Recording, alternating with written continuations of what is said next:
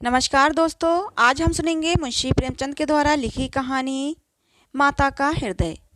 चलिए दोस्तों, कहानी शुरू करते हैं। माधवी की आंखों में सारा संसार अंधेरा हो रहा था। कोई अपना मददगार न दिखाई देता था, कहीं आशा की झलक न थी। उस निर्धन घर में वह अकेली पड़ी रोती थी और कोई आंसू पोंछने वाला न था। उसके पति को मरे हुए 22 बरस हो गए थे। घर में कोई संपत्ति न थी। उसने न जाने किन तकलीफ़ों से अपने बच्चे को पाल पोस कर बड़ा किया था। वही जवान बेटा आज उसकी गोद से छीन लिया गया था, और छीनने वाले कौन थे? अगर मृत्यु ने छीना होता तो वो सब्र कर लेती। मौत से किसी को द्वेष नहीं होता, मगर स्वार्थियों के हाथों ये अत्याचार असहाय हो रहा था। इस घोर संताप की दशा में उसका जी रह रहकर इतना विकल हो जाता था कि इसी समय चलूं और उस अत्याचारी से इसका बदला लूं जिसने उस पर ये निष्ठुर आघात किया है। मारूं या मर जाऊं, दोनों ही में संतोष हो जाएगा। कितना सुंदर, कितना होनहार बालक था। यही उसके पति की निशानी, उसके जीवन का आधार, उसकी उम्र भर की कमाई थी। वही लड़का इस वक्त जेल में पड़ा, न जाने क्या क्या तकलीफें झेल रहा होगा। और उसका अपराध क्या था? कुछ नहीं। सारा मोहल्ला उस पर जान देता था। विद्यालय के अध्यापक उस पर जान देते थे। अपने बेगाने सभी तो उसे प्यार करते थे। कभी उसकी कोई शिकायत सुनने में ही नहीं आई। ऐसे बालक की माता होने पर अन्य माताएं उसे बधाई देती थीं। कैसा सज्जन, कैसा उदार, कैसा परमार्थी। खुद भूखों सो रहे, मगर क्या मजाल कि द्वार पर आने वाले अतिथि को रूखा जवाब दे। ऐसा बालक क्या इस योग्य था कि जेल में जाता? उसका अपराध यही था।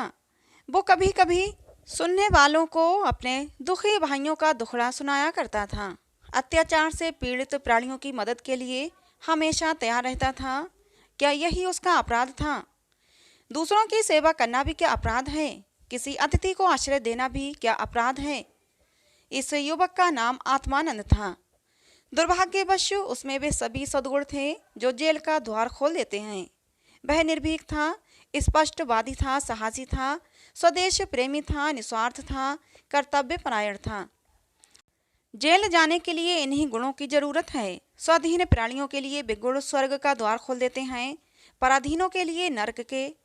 आत्मानंद के सेवा कार्य ने, उसकी वक्तृताओं ने और उसके राजनीतिक लेखों ने उसे सरकारी कर्मचारियों की नज़रों में चढ़ा दिया था। सारा पुलिस विभाग नीचे से ऊपर तक उससे सतर्क रहता था। सबकी निगाहें उस पर लगी रहती थीं। आखिर जिले में एक भयंकर डाके ने उन्हें इच्छित अवसर प्रदान कर दिया। आत्मानंद के घर की तलाशी हुई। कुछ पत्र और लेख मिले जिन्हें पुलिस ने डाके का बीजक सिद्ध किया। लगभग 20 युवकों की इस टोली में उसे भी फांस लिया गया। आत्मानंद इसका मुखिया ठहराया गया। शहादतें हुई। इस बेकारी और गिरानी के जमाने में आत्मा से ज़्यादा सस्ती और कौन वस्तु हो सकती है? बेचने को और किसी के पास रह ही क्या गया है? नाम मात्र का प्रलोभन देकर अच्छी से अच्छी शहादतें मिल सकती हैं, और पुलिस के हाथ पड़कर तो निकृष्ट से निकृष्ट गवाहियाँ भी देवबाड़ी का महत्व प्राप्त कर लेती हैं। शहादतें मिल गईं। महीने भर तक मुकदमा चला। मुकदमा क्या चला, एक स्वांग चलता रहा और सारे अभियुक्तों को सजाएं दे दी गईं। आत्मानंद को सबसे कठोर दंड मिला, 8 वर्ष का कठिन कारावास। माधवी रोज कचहरी जाती, एक कोने में बैठी सारी कार्रवाई देखा करती। मानवीय चरित्र कितना दुर्बल, कितना निर्दय, कितना नीच है, इसका उसे अब तक अनुमान भी न हुआ था।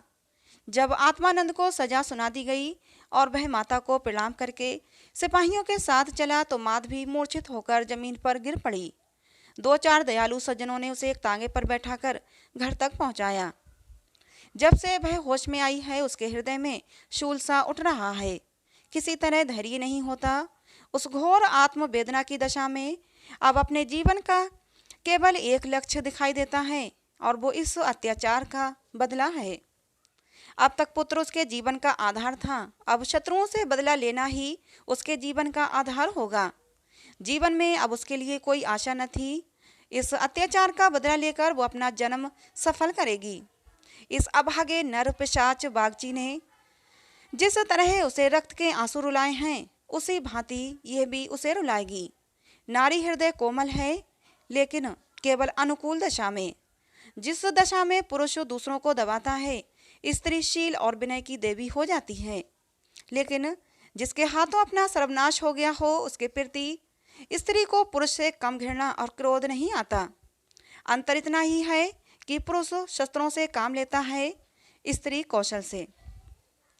जब रात भीगती जाती थी और माधवी उठने का नाम ले लेती थी, उसका दुख प्रतिकार के आवेश में विलीन होता जाता था। यहाँ तक कि इसके सिवा उसे और किसी बात की याद ही न रही। उसने सोचा, कैसे ये काम होगा।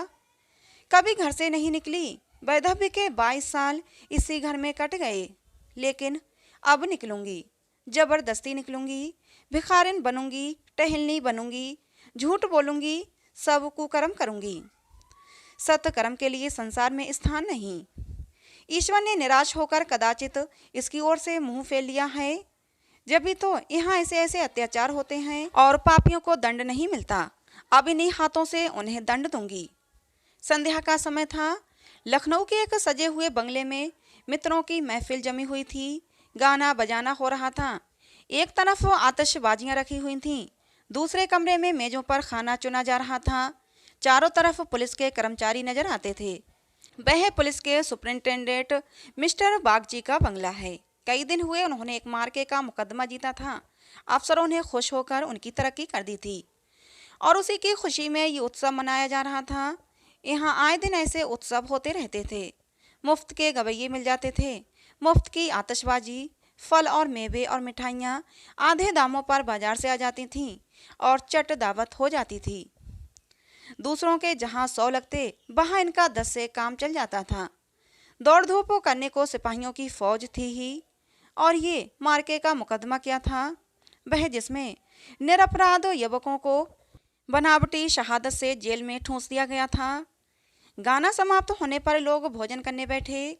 बेगार के मजदूर और पल्लेदार जो बाजार से दावत और सजावट के सामान लाए थे, रोते या दिल में गालियां देते चले गए थे।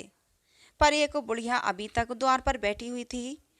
अन्य मजदूरों की तरह वो भुनभुनाकर काम न करती थी। हुक्म पाते ही खुश दिल मजदूर की तरह दौड़ दौड़कर हुक्म बजा लाती थी। यह माधवी थी, जो इस समय मजूरनी का भेष धारण करके अपना घातक संकल्प पूरा करने आई थी। मेहमान चले गए, महफिल उठ गई, दावत का सामान समेट दिया गया, चारों ओर सन्नाटा छा गया, लेकिन माधवी अभी तक यहीं बैठी थी। सहसा मिस्टर बागची ने पूछा, बुढ़ी, तू यहाँ क्यों बैठी है? तुझे खाने को मिल गया ना? माधवी, हाँ हुजूर, मिल गया। बागची, तो जाती क्यों नहीं? माधवी, कहाँ जाऊँ सरकार, मेरा कोई घर द्वार थोड़ी ही है। हुक्म हो तो यहीं पड़ी रहूं। पाँव भर आटे की परवस्ती हो जाए हुजूर। बागची, नौकरी करेगी? माधवी, क्यों ना करूंगी सरकार, यही तो चाहती हूँ। बागची, लड़का खिला सकती है?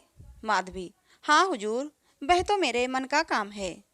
बागची, अच्छी बात है, तू आज ही से रहे, जा घर में देख, जो काम बताएं वह कर। 1 महीना गुजर गया। माधवी इतना तन मन से काम करती है कि सारा घर उससे खुश है। बहू जी का मिजाज बहुत ही चिड़चिड़ा है।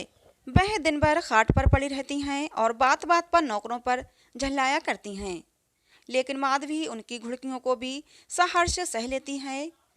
अब तक मुश्किल से कोई दाई 1 सप्ताह से अधिक ठहरी थी।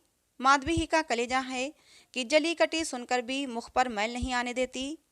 मिस्टर बागची के कई लड़के हो चुके थे, पर यही सबसे छोटा बच्चा बच रहा था। बच्चे पैदा तो हष्ट-पुष्ट होते, किंतु जन्म लेते ही उन्हें एक न एक रोग लग जाता था और 2-4 महीने, कोई साल भर जीकर चल देते थे। माँ बाप दोनों इस शिशु पर प्राण देते थे। उसे जरा जुकाम भी हो तो दोनों विकल हो जाते। स्त्री पुरुष दोनों शिक्षित थे, पर बच्चे की रक्षा के लिए टोना टोटका, दुआ ताबीज, जंतर मंतर, एक से भी उन्हें इनकार न था। माधवी से ये बालक इतना हिल गया कि एक क्षण के लिए भी उसकी गोद से न उतरता। वो कहीं एक क्षण के लिए चली जाती तो रो रो कर दुनिया सिर पर उठा लेता। वह सुलाती तो सोता, वह दूध पिलाती तो पीता, वो खिलाती तो खेलता, उसी को अपनी माता समझता। माधवी की सिवा उसके लिए संसार में कोई अपना न था। बाप को तो वो दिन भर में केवल 2-4 बार देखता और समझता ये कोई परदेशी आदमी है। माँ आलस और कमजोरी के मारे गोद में लेकर टहल न सकती थी। उसे वह अपनी रक्षा का भार संभालने के योग्य न समझता था और नौकर चाकर गोद लेते तो इतनी बेदर्दी से कि उसके कोमल अंगों में पीड़ा होने लगती थी। कोई उसे ऊपर उछाल देता था, यहाँ तक कि अबोध शिशु का कलेजा मुंह को आ जाता था। उन सबों से वह डरता था। केवल माधवी थी जो उसके स्वभाव को समझती थी। वह जानती थी कि कब क्या करने से बालक प्रसन्न होगा, इसीलिए बालक को भी उससे प्रेम था। माधवी ने समझा था यहाँ कंचन बरसता होगा, लेकिन उसे देखकर कितना विस्मय हुआ कि बड़ी मुश्किल से इनका महीने का खर्च पूरा पड़ता है। नौकरों से एक एक पैसे का हिसाब लिया जाता था और बहुधा आवश्यक वस्तुएं भी टाल दी जाती थीं। एक दिन माधवी ने कहा, बच्चे के लिए कोई तेज गाड़ी क्यों नहीं मंगवा देती, गोद में उसकी बाढ़ मारी जाती है। मिसेज बागची ने कुंठित होकर कहा, कहाँ से मंगवा दूं? कम से कम 50-60 रुपये में आएगी, इतने रुपये कहाँ हैं? माधवी, मालकिन आप भी ऐसा कहती हैं? मिसेज बागची, झूठ नहीं कहती। बाबूजी की पहली स्त्री से 5 लड़कियां और हैं। सब इस समय इलाहाबाद के एक स्कूल में पढ़ रही हैं। बड़ी की उम्र 15-16 बरस से कम न होगी। आधा वेतन तो उधर ही चला जाता है। फिर उनकी शादी की भी तो फिक्र है। पांचों के विवाह में कम से कम 25,000 लगेंगे। इतने रुपये कहाँ से आएंगे? मैं चिंता के मारे मरी जाती हूँ।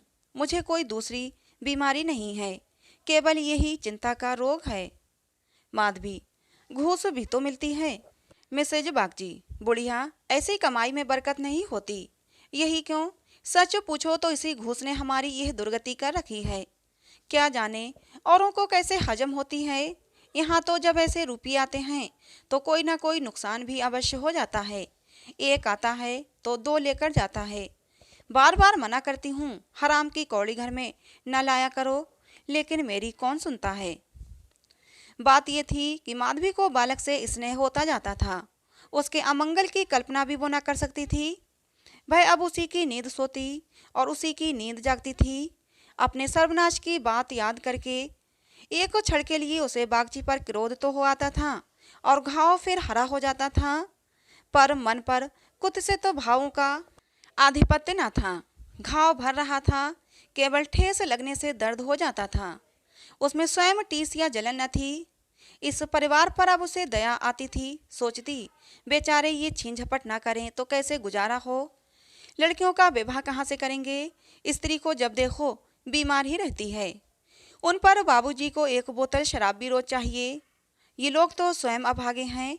जिसके घर में 5-5 कुंवारी कन्याएं हों, बालक हो होकर मर जाते हों, घरनी सदा बीमार रहती हो, स्वामी शराब का लती हो, उस पर तो यूं ही ईश्वर का कोप है। इससे तो मैं अभागनी ही अच्छी। दुर्बल बालकों के लिए बरसात बुरी बला है।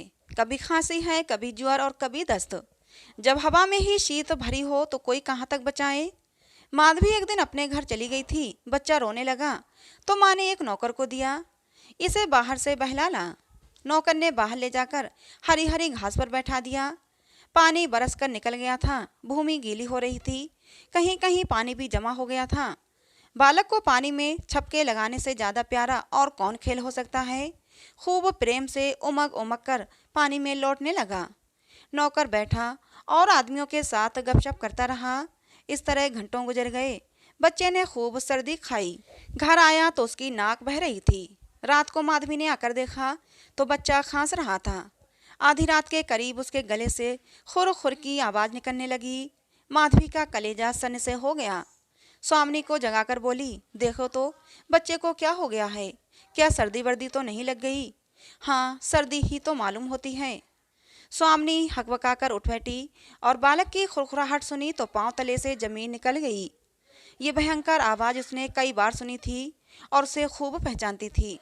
व्यग्र होकर बोली, जरा आग जलाओ, थोड़ा सा चोकर लाकर एक पोटली बनाओ, सेंकने से लाभ होता है। इन नौकरों से तंग आ गई।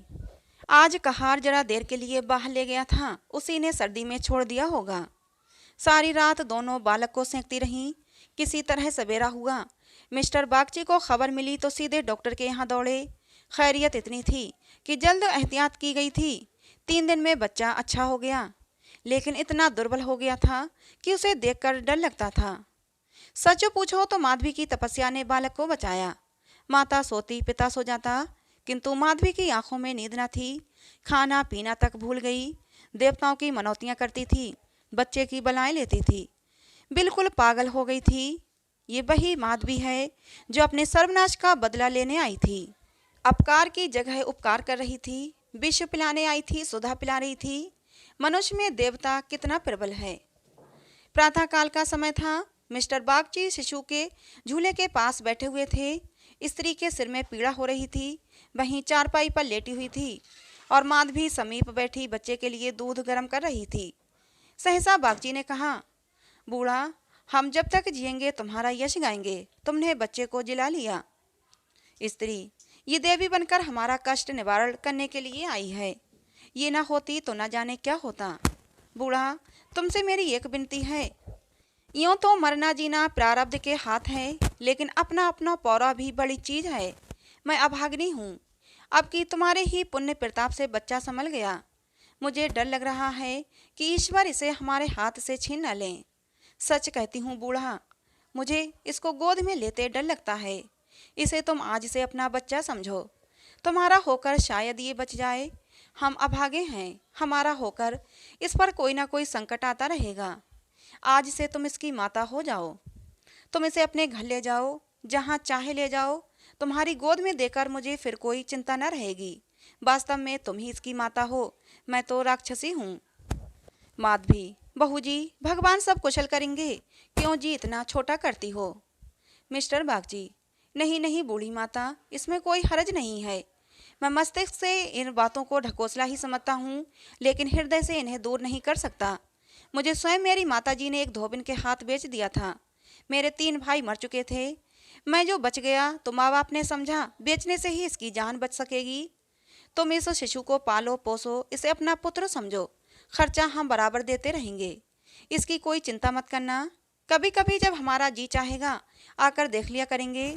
हमें विश्वास है कि तुम इसकी रक्षा हम लोगों से कहीं अच्छी तरह कर सकती हो। मैं कुकर्मी हूँ। जिस पेशे में हूँ उसमें कुकर्म किए बगैर काम नहीं चल सकता। झूठी शहादतें बनानी पड़ती हैं, निरपराधों को फंसाना ही पड़ता है। आत्मा इतनी दुर्बल हो गई है कि प्रलोभन में पड़ ही जाता हूँ। जानता हूँ कि बुराई का फल बुराई होता है, पर परिस्थिति से मजबूर हूँ। अगर ना करूँ तो आज नालायक बनाकर निकाल दिया जाऊँ। अंग्रेज हजारों भूलें करें, कोई नहीं पूछता। हिंदुस्तानी एक भूल भी कर बैठे तो सारे अफसर उसके सिर हो जाते हैं। हिंदुस्तानियों को तो कोई बड़ा पद ना मिले वही अच्छा। पद पाकर तो उनकी आत्मा का पतन हो जाता है। उनको हिंदुस्तानियत का दोष मिटाने के लिए कितनी ही ऐसी बातें करनी पड़ती हैं जिनका अंग्रेज के दिल में कभी ख्याल ही पैदा नहीं हो सकता। तो बोलो, स्वीकार करती हो। माधवी गदगद होकर बोली, बाबूजी, आपकी इच्छा है तो मुझसे भी जो कुछ बन पड़ेगा आपकी सेवा कर दूंगी। भगवान बालक को अमर करें, मेरी तो उनसे यही विनती है।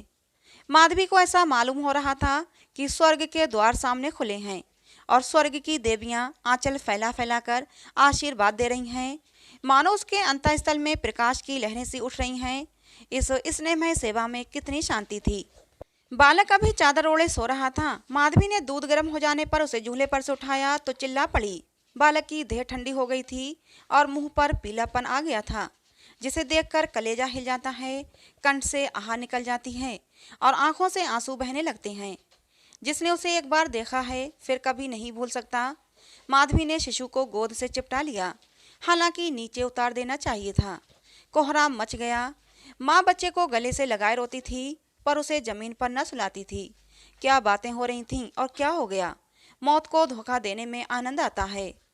वह उस वक्त कभी नहीं आती जब लोग उसकी राह देखते हैं। रोगी जब संभल जाता है, जब वो पथ लेने लगता है, उठने बैठने लगता है, घर भर खुशियां मनाने लगता है, सबको विश्वास हो जाता है कि संकट टल गया, उस वक्त घात में बैठी हुई मौत सिर पर आ जाती है। यही उसकी निष्ठुर लीला है। आशाओं के बाग लगाने में हम कितने कुशल हैं। यहाँ हम रक्त के बीज बोकर सुधा के फल खाते हैं, अग्नि से पौधों को सींचकर शीतल छांव में बैठते हैं। हाँ, मंद बुद्धि, दिन भर मातम होता रहा। बाप रोता था, माँ तड़पती थी और माधवी बारी बारी से दोनों को समझाती थी। यदि अपने प्राण देकर वो बालक को जिला सकती तो इस समय अपने आप को धन्य भाग समझती। वह अहित का संकल्प करके यहाँ आई थी और आज जब उसकी मनोकामना पूरी हो गई थी और उसे खुशी से फूला न समाना चाहिए, उसे उससे कहीं घोर पीड़ा हो रही थी जो अपने पुत्र की जेल यात्रा से हुई थी। रुलाने आई थी और खुद रोती जा रही थी। माता का हृदय दया का आगार है, उसे जलाओ तो उसमें दया की ही सुगंध निकलती है, पीसो तो दया का ही रस निकलता है। वह देवी है, विपत्ति की क्रूर लीलाएं भी उस स्वच्छ निर्मल स्रोत को मलिन नहीं कर सकती। तो दोस्तों, ये कहानी थी मुंशी प्रेमचंद के द्वारा लिखी, जिसका नाम था माता का हृदय। कहानी आपको कैसी लगी जरूर बताना। कहानी अच्छी लगी हो तो प्लीज़ इसे एक लाइक करना, चैनल को सब्सक्राइब करना। कहानी को पूरा सुनने के लिए आप लोगों का बहुत बहुत धन्यवाद दोस्तों। मिलते हैं अगली किसी नई कहानी में।